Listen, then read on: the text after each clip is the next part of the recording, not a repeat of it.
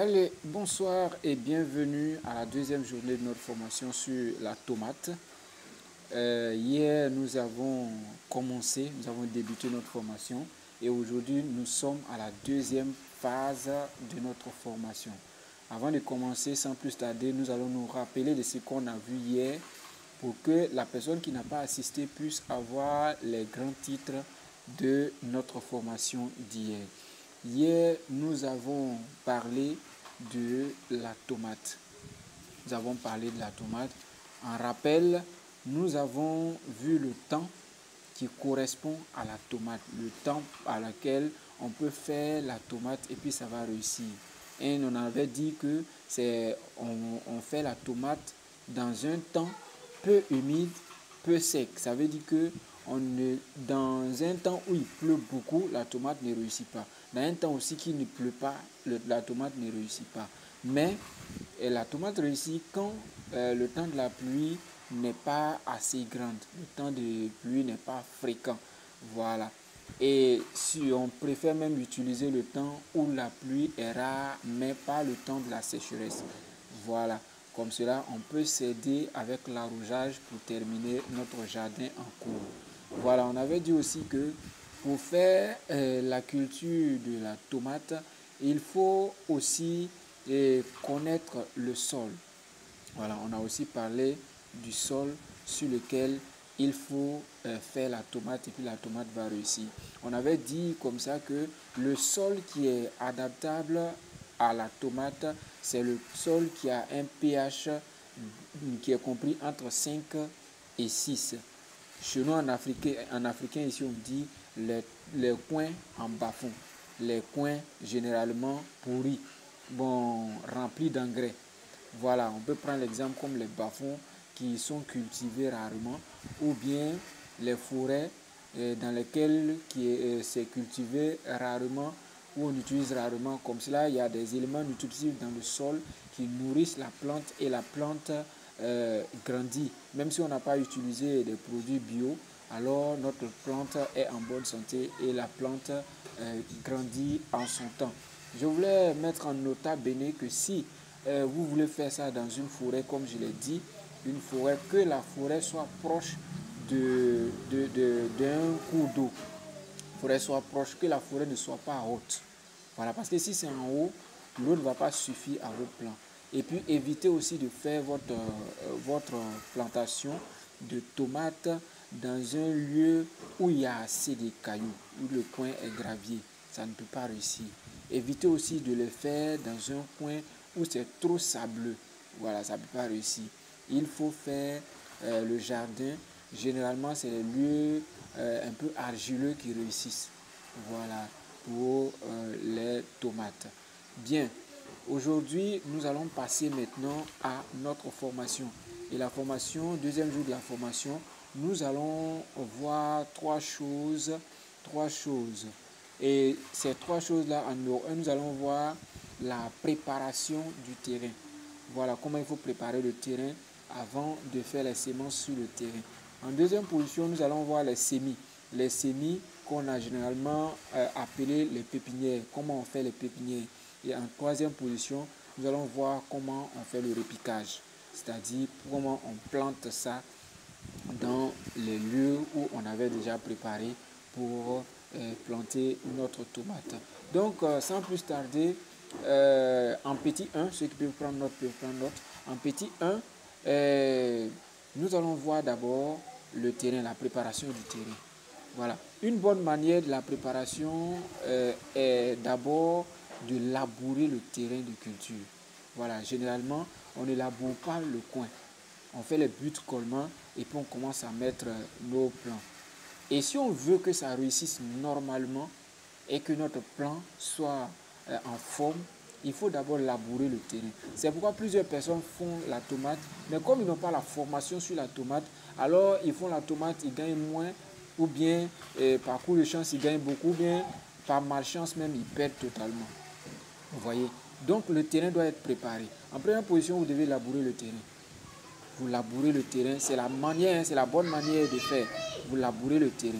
Après avoir labouré le terrain, vous faites des drains. Les drains, ça veut dire des buts. Vous faites les buts entre, voilà, séparés.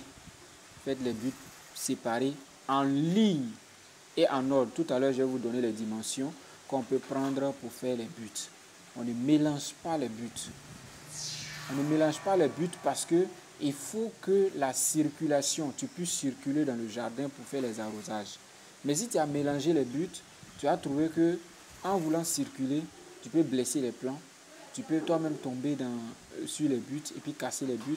Et ça, c'est pas agréable pour, comment on appelle, pour le plant. Alors, tu vas faire les buts en respectant des dimensions bien données. Voilà. Quand tu finis de faire les buts là vont comment on appelle, le fait de labourer même là, ça aide à chasser les différents insectes dans le champ. Parce qu'il y a des insectes qui creusent les trous qui sont dans la terre, qui font sortir les trous. Et ces insectes-là, généralement, ce sont des insectes qui détruisent les feuilles des plants de tomates là. On peut prendre l'exemple comme les criquets. Il y a des criquets qui peuvent sortir et puis détruire les choses. Mais en labourant ces criquets-là fuient du champ. Ils fuient hors du champ. Donc, l'une des bonnes choses que donne le fait de labourer le terrain, c'est de chasser les petits insectes qui sont dans le terrain. Après ça, quand on fait les drains permettent aussi de monter à hauteur un peu pour ne pas que l'humidité dépasse le plant.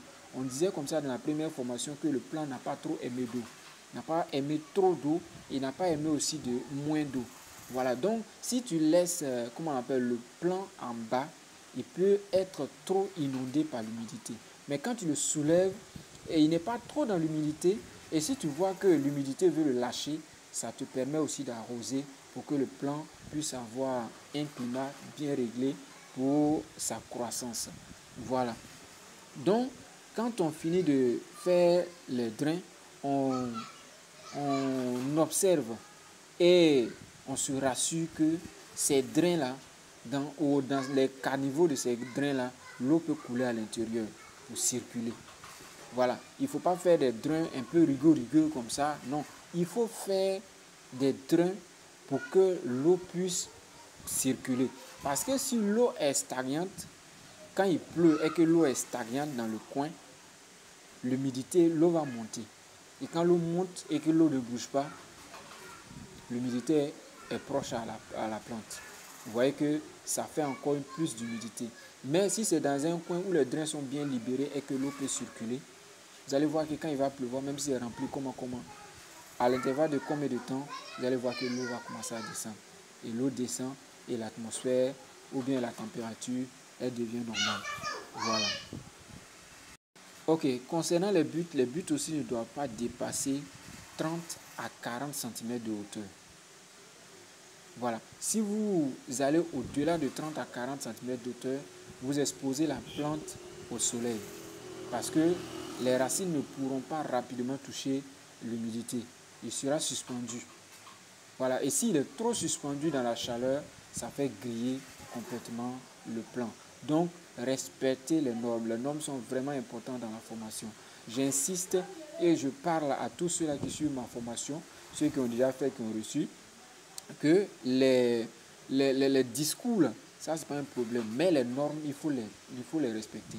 Respecter les normes. L'auteur de la butte doit être de 30 à 40 cm de haut. Voilà. Comme cela, ça permet une bonne qualité de température pour la plante. En deuxième position, nous avons dit qu'on allait parler des semis. Les semis, c'est quoi? Les semis, c'est les mises en pépinière. La mise en pépinière, quand on prend les grains, on doit maintenant faire les grains en pépinière pour que ça pousse. Et quand ça pousse maintenant, on pourra maintenant repiquer. Maintenant, comment et où devons-nous faire notre pépinière? On peut faire les pépinières par terre. Mais nous devons nous assurer que là où nous devons faire la pépinière, là, il n'y a pas des insectes destructifs. Il n'y a pas des insectes qui détruisent les plants là-bas. Parce que si tu fais ta pépinière sur une terre où il y a des criquets, ils vont détruire les pépinières. Pendant que ça va sortir, et ils vont détruire les pépinières. Donc on doit s'assurer que le sol est sain. On doit aussi s'assurer que le sol est bien, comment on appelle, contient des nutritions favorables à la plante. Ça veut dire que le sol est bien agréable à la plante. Comme on peut dire, le sol est bien pourri, le sol est bien agréable, on sent qu'il y a de l'engrais dedans. Voilà, il faut observer ça d'abord. Et après, il faut labourer le coin. Comme j'avais dit en première position, il faut labourer le coin de telle enseigne que le sable soit bien fin. Si le sable est bien fin, c'est facile au grain, lorsqu'il va commencer à germer, de sortir. Mais si le sable n'est pas fin et qu'il y a des cailloux, des graviers et autres, ça va empêcher le plant de sortir. Voilà. Bien, après avoir respecté toutes ces conditions-là, tu es sûr que le sable est fin et que si tu mets tes pépinières là, quand la pépinière va commencer à sortir, le sable ne peut pas l'empêcher de pousser. Mais quand tu n'as pas bien fait le sable, si le sable n'est pas fin, alors la pépinière ne peut pas charger la boue pour sortir. C'est pourquoi vous voyez d'autres font la pépinière, il y a d'autres qui sortent, il y a d'autres qui restent à l'intérieur. Ils sont obligés de rester à l'intérieur. Ils ne peuvent pas sortir. Ils essaient de sortir, mais ils ne peuvent pas sortir. Voilà. Donc, après avoir fait ça, je vous donne maintenant, pour 1 hectare, le récipient dans lequel il faut faire. Ça, c'est la première partie. Il y a des gens qui font ça à terre. J'avais dit ça. En deuxième partie, il y a des gens aussi qui font ça dans des récipients. Et c'est ce qui est normal. Ce qui est normal, tu cherches un récipient et tu fais ta pépinière dans ce récipient-là. Et ce récipient aussi, il y a des normes à respecter. Le récipient doit avoir 20 à 25 cm de hauteur et sa largeur doit être comprise entre 60 et 120 cm. Voyez un peu. Pour que les pépinières soient à l'aise, tu ne peux pas prendre ça et puis verser un coup dans un coin. Ah ben, dis donc, ceux qui sont en haut vont sortir, mais ceux qui sont en bas là, seront dominés par les autres. Mais si le récipient est bien large, vous allez voir que les pépinières, chacun va sortir de son coin et quand ça va sortir, ça sera joli à voir et ça sera bien propre à être piqué. Voilà. Il faudra s'aimer aussi 150 à 200 grammes de graines dans 250 mètres carrés de pépinière. Ça veut dire le récipient, si le récipient est à 20 ou bien à 25 cm de hauteur et sa largeur fait 60 ou bien 120 cm de large, le nombre de grains que vous devez mettre dedans, c'est soit le sachet de 150 grammes ou bien le sachet de 200 grammes. Si vous allez au-delà du sachet de 200 grammes, vous coincez maintenant les semences. Et quand c'est comme ça, ils ne réussissent pas. Voilà. Si vous êtes descendu en dessous de ça aussi, ça va réussir. Mais vous, ça ne va pas vous donner gain de cause parce que ça ne sera pas beaucoup pour vous. Voilà. Mais ce qui sera logique pour ces dimensions-là, il faut au moins 150 grammes à 200 grammes. C'est bon. C'est bon comme ça. Ou bien si tu veux faire trop grand, tu peux faire ça en deux parties. Tu fais les données que j'ai données là dans un récipient et puis tu fais l'autre dans l'autre récipient. Voilà. Et les données que je viens de vous donner là, c'est pour 1 hectare.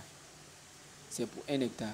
Les 150 grammes ou bien les 200 grammes peuvent servir pour 1 hectare. Si c'est bien traité, si c'est bien suivi, si c'est bien respecté. Si tout est sorti et tout a germé, tu peux planter 1 hectare. Comprenez? Mais si tout n'a pas réussi, ça ne peut pas atteindre 1 hectare. Voilà. Parce que le repiquage aussi a ses règles qu'il respecte. Le repiquage aussi, il y a un certain nombre de centimètres qu'il faut respecter. Si tu respectes ce nombre de centimètres-là, tu vas trouver que ça va rentrer dans les 1 hectare et tout sera joli à voir et tout va réussir agréablement. Bien, en troisième position, nous allons passer au repiquage. Le repiquage. Après avoir fait la pépinière prend 3 à 5 semaines. Vous comprenez un peu? La pépinière prend 3 à 5 semaines. Entre 3 à 5 semaines, tu peux les planter. Il y a des pépinières déjà à 3 semaines, on peut les planter parce que leur évolution a été rapide. Il y en a aussi, à partir de choses qu'on appelle 4 semaines, on peut les repiquer. Mais il y en a aussi, il faut attendre jusqu'à 5 semaines pour pouvoir les repiquer. Voilà. Parce qu'il y a des conditions. Les plants, non seulement tu regardes le temps, et puis tu regardes l'évolution du plant. Pour pouvoir dire qu'un plant est arrivé et qu'on peut repiquer, il faut au moins que le plant ait au moins 3 à 5 feuilles sur le plant. Là, comme ça, tu peux l'enlever pour aller repiquer. Voilà. Donc, c'est pourquoi je dis que c'est dans l'intervalle de 3 à 5 mois. Il y a des gens déjà, quand ils font leur pépinière, déjà à 3 mois, on peut repiquer. Mais il y en a aussi, ils font jusqu'à, pas mois, 3 semaines. Excusez-moi. Déjà à 3 semaines, on peut repiquer. Voilà. Et il y en a aussi, quand ils font, il faut aller jusqu'à 5 semaines pour pouvoir repiquer. Bien. Maintenant, comment est-ce qu'on va observer un bon fonctionnement de planting? Pour observer un bon fonctionnement de planting, il y a des données qu'il faut respecter entre les plants. Entre les plants, il faut espacer. Vous comprenez? Entre les plants, il faut espacer. J'insiste dessus parce que quand vous collez les plants vont grandir, c'est bien. Mais ça va donner des fruits, c'est bien. Mais ça ne sera pas en forme. Les fruits ne sont pas gros. Voilà. Et si ce n'est pas gros, vous ne pourrez pas avoir un bon marché. Donc si vous respectez le nombre de marches qu'on vous donne, les plants vont être en forme et vos fruits aussi seront en forme, agréables à voir et vous aurez assez de clients. Donc entre les plants, vous devez espacer, vous allez respecter au moins 40 ou bien 50 cm. 40 ou bien 50 cm. Voilà, entre les plants, 40 ou bien 50 cm. Ne revenez pas en dessous et n'allez pas en dessus. Si vous partez en dessus, vous perdez votre terre, vous perdez votre superficie. Mais quand vous revenez en dessous aussi, vous serrez les plants. Voilà. Pour faire aussi les lignes, c'est-à-dire les buts, l'espace des buts là, c'est entre 75 à 100 cm. Ça veut dire une butte par là, une autre butte à côté. Entre les deux buts là, ça doit être 75 cm. Ça doit avoir